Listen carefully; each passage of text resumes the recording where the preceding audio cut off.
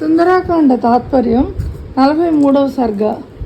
కింకర సమూహాన్ని ఆ విధంగా రూపుమాపిన తర్వాత హనుమంతుని మనస్సులో ఈ ఆలోచన మెదిలింది. ఈ అశోకవనాన్ని నామరూపాలు లేకుండా ధ్వంసం చేశాను, కానీ ఈ చైత్య ప్రాసాదం మీద ఎందుకో నా దృష్టి పడలేదు. ఇప్పుడు దీన్ని నేలమట్టం చేస్తాను. వాయుపుత్రుడు, వానర శ్రేష్ఠుడు అయిన హనుమంతుడు మనస్సులో అలా నిశ్చయించుకుని తన సాటి లేని బలాన్ని ప్రదర్శిస్తూ మేరు పర్వత శిఖర చందాన సమున్నతంగా ఉన్న ఆ చైతన్య ప్రసాదం మీదికి ఒక్క గెంతులో ఎక్కి నిలబడ్డాడు.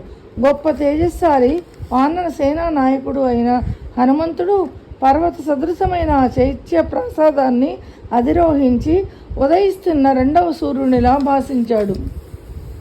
ఇతరులెవరికీ చేరశక్యంగానే ఆ సమున్నత చైత్య ప్రాసాదాన్ని ఆక్రమించిన హనుమంతుడు పారియాత్రమనే కులపర్వతమంత పెరిగి శోభిల్లాడు.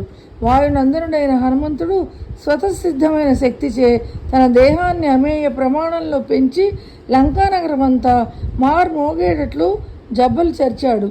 చెవులు చిల్లులు పడేటట్లు వినవచ్చిన ఆ భీషణ ధ్వనికి ఆకాశంలో స్వేచ్ఛగా ఎగురుతున్న పక్షులు భీతిల్లి నేల మీద పడ్డాయి. ఆ చైత్య రక్షకులు మూర్ఛిల్లారు.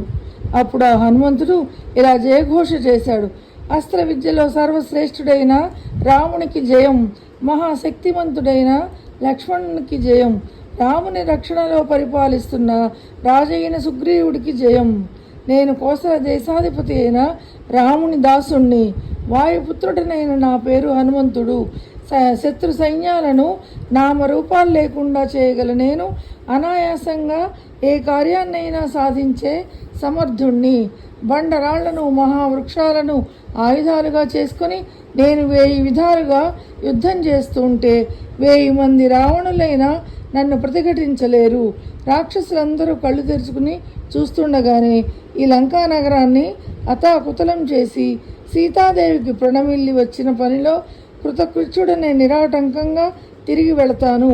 వానర సేనాన్నైన హనుమంతుడు చైత్య ప్రాసాదం మీద నిలబడి పై విధంగా జయఘోషలు చేసిన పిదప రాక్షసులు భయంతో వణికిపోయేటట్లు భీకరంగా సింహనాదం చేశాడు.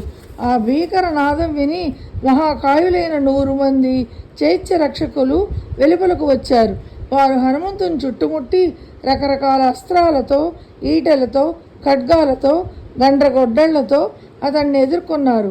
ఆ చైత్య రక్షకులు నానా రకాల గదలను, బంగారు పిడులను గల ఇనుప గుదియలను, సూర్యకిరణాల